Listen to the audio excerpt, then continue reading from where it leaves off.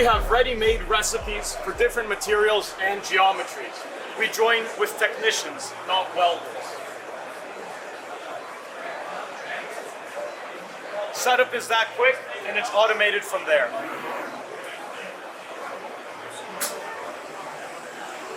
We have a small spray of inert gas to clean the area of oxides.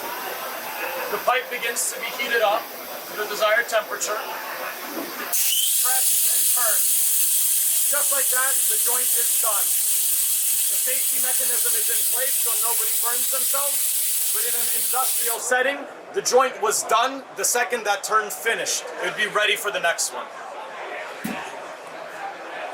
And it's presenting, the joint is done. Flawless in less than 60 seconds, all real time here at FabTech.